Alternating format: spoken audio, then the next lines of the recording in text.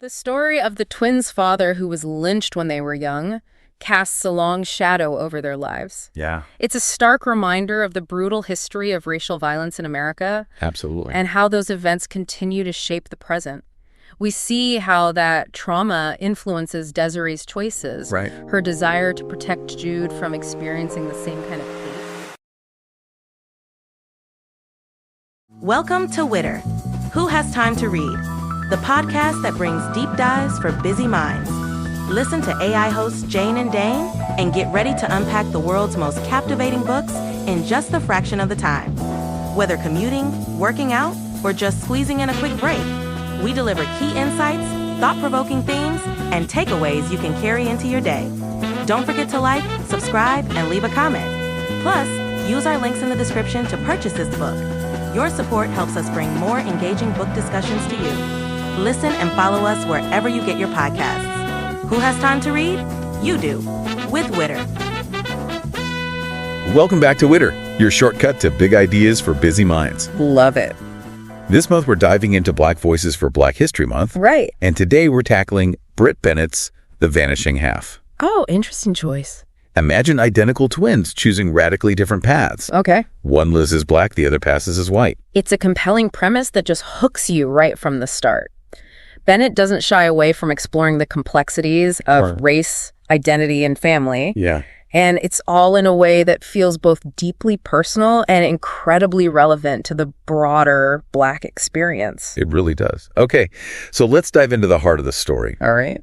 We meet Stella and Desiree Vignes, light-skinned black twins who run away from their small, colorist Louisiana town called Mallard. Oh, Mallard. Yes. Desiree returns years later, a single mother with a dark-skinned daughter, but Stella vanished into the white world. Gone. Severed all ties.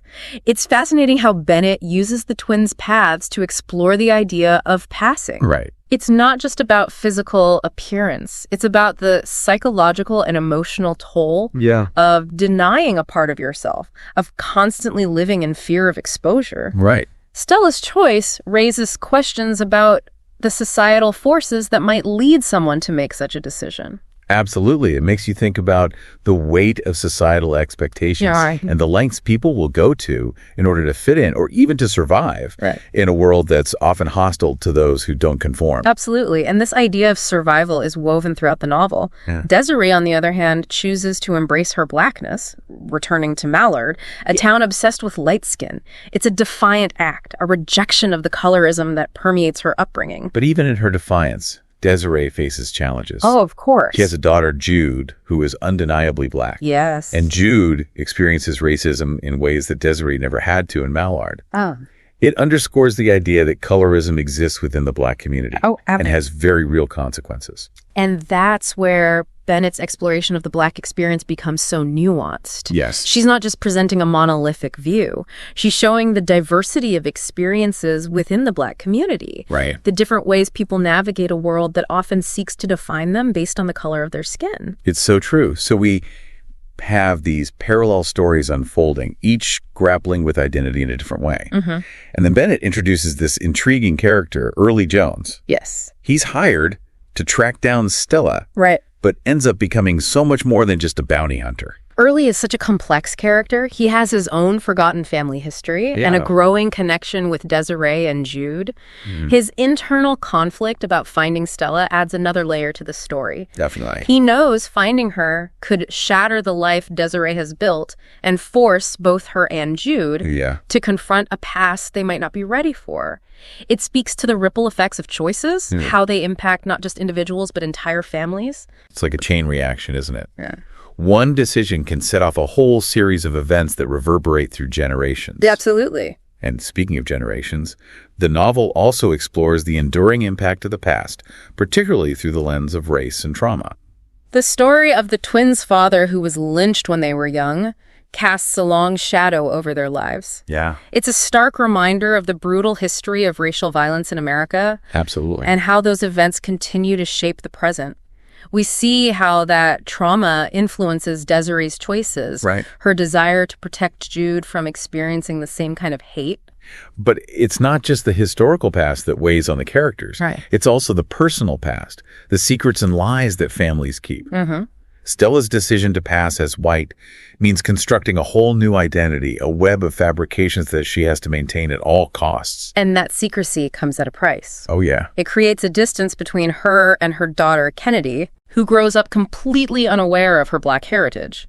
This raises questions about the consequences of denying a part of yourself. Yeah. Not just for yourself, but for the people you love. Right. How do you build genuine connections when you're living a lie? Right. And how do you reconcile with your past when it's something you've tried so hard to erase? It's a lot to unpack. It is. And Bennett doesn't shy away from the messiness of it all. She doesn't. There are no easy answers or simple resolutions. And that's where the setting of Mallard becomes so crucial to the story. It's not just a backdrop.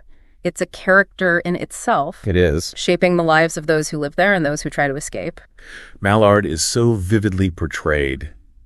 You can practically feel the weight of tradition. You really can. The stifling atmosphere of a place where colorism is so deeply entrenched. Bennett doesn't shy away from depicting the ugliness of it. The pettiness and the cruelty that can arise from these ingrained prejudices. It's interesting, though, because Mallard isn't portrayed as simply a backwards or hateful place. Right. There's a sense of community, of shared history, even love. Yes. But it's all tangled up with this painful legacy of colorism and the trauma of racial violence. It really makes you think about how these complex issues play out in real communities. They do. It's not always black and white. There are shades of gray, Right. contradictions and complexities that defy easy categorization. The novel also challenges the notion that race is a fixed, unchangeable category. Yeah. We see this through Jude, who finds a sense of belonging and acceptance within the LGBTQ plus community in California. It's almost as if Jude is searching for a space where she can define herself on her own terms. Yes. Free from the constraints of race and the expectations of others. And it speaks to the fluidity of identity. Yes. How our sense of self can evolve over time, influenced by our experiences and the communities we choose to be a part of. So, another theme that resonated with me was the exploration of motherhood. We see these very different approaches to mothering, from Desiree's fierce protectiveness of Jude to Stella's distance and secrets. It raises a fascinating question about the ethics of mothering in a racially charged world. Yeah. Is Desiree's sheltering of Jude ultimately beneficial? Or does it limit her daughter's understanding of the world? Right. And can Stella, who has built her life on a foundation of lies, ever truly connect with her daughter? It's a stark contrast. Desiree wants to shield Jude from the pain of racism, Right. while Stella believes that assimilation is the key to a better life. Neither approach is without its flaws, which makes their choices all the more thought-provoking. And it highlights the challenges that Black mothers face, the difficult decisions they have to make in a society that often devalues and endangers their children. The novel also explores the idea of family ties and the ways in which they can both bind us and tear us apart. We see this most clearly in the relationship between the twins. Of course. Their bond is fractured by their choices, their divergent paths in life. Yeah. And yet there's this underlying sense of connection that can't be completely severed. They are, after all, two halves of the same whole. Right. It raises questions about the nature of family. Can blood ties truly be broken, even when there's distant secrets and radically different life experiences? And even though the twins have chosen such different paths, their lives ultimately intersect in ways they never could have imagined, bringing their daughters Jude and Kennedy together in a collision of worlds. That encounter forces both young women to confront uncomfortable truths about their families and themselves. Yeah. Kennedy, who has lived a life of privilege, shielded from the realities of race, suddenly has to grapple with her Black heritage. It must be shocked. And Jude has to face the reality of her aunt's choice, the lengths to which she went to escape the world they both came from. It's a powerful moment, and it speaks to the idea that the past is never truly past. It continues to influence our present, shaping our identities and relationships in profound ways. It's also a reminder that we don't exist in isolation. Our choices impact others, and the consequences can ripple outward in ways we may not anticipate. Yeah, it's almost as if Bennett is suggesting that we're all interconnected, bound together by a shared history, whether we acknowledge it or not. And that brings us back to this central question. What does it truly mean to be oneself? Is it about embracing your heritage, your history, the complexities of your identity? Right. Or is it about having the freedom to choose your own path, even if it means denying a part of who you are? Yeah, it feels like The Vanishing Half is asking us to grapple with this tension between self-invention and the weight of our past. It is. It really reminds us that there are no easy answers. Yeah. It doesn't offer a neat resolution or a simple moral. No. Instead, we see the characters grappling with the consequences of their choices. Right. The ripple effects that extend outward to touch the lives of others. It's true. Take the ending, for example. Yeah. It's not a happily ever after kind of story. We see glimpses of where the characters land. Right. But there's a deliberate open-endedness. Yes. That invites us to imagine the possibilities, the long-term impact of those choices. It's almost as if Bennett is saying that life is a journey, not a destination. Right. We're constantly evolving, changing, making choices that shape who we become. And those choices often have unforeseen consequences that we have to live with, learn from, and grow through. I was particularly struck by the image of the twins as children.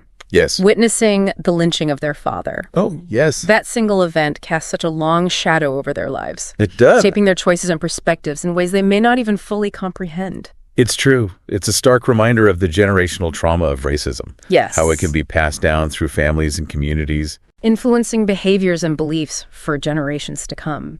It also raises questions about resilience, about how individuals and communities cope with such profound trauma and the ways in which it shapes their identities. It's a lot to process, both for the characters and for us as readers. Absolutely. And it speaks to the power of Bennett's writing. It's done. Her ability to weave together these complex themes in a way that feels both personal and universal. The Vanishing Half is a novel that stays with you. It really does. It prompts reflection, challenges your assumptions, and encourages you to think more deeply about the world we live in and the choices we make. It's a powerful testament to the enduring legacy of racism. Absolutely. The complexities of identity and the ever-evolving nature of family. And it reminds us that even in the face of adversity and difficult choices, there's always hope for connection. There is. For understanding and for a future where we can embrace the fullness of who we are. Beautifully put. That wraps up our deep dive into Brit Bennett's The Vanishing Half. It does. We hope you enjoyed exploring this powerful novel and that it sparks some new insights and perspectives. Yes. As we continue celebrating Black voices this month, we encourage you to seek out other Black authors and engage with their work. Absolutely. There are so many incredible stories out there waiting to be discovered. Let's make Black History Month about more than just the well-known figures. Yes. Who are some other Black authors you think deserve wider recognition? Let us know. We might just feature them in a future deep dive. We might. Until next time, Witter listeners, keep those minds curious and keep reading.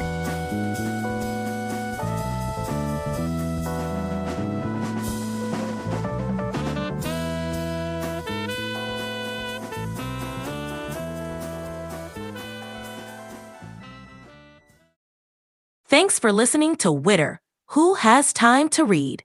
Produced by One Media. Please support the author by purchasing the book or audiobook using the link in the description. It's a great way to help keep the art of writing alive. And stay in the loop. Subscribe to our newsletter for updates on weekly deep dives. And don't forget to share your thoughts or suggest our next deep dive at witterpodcast@gmail.com.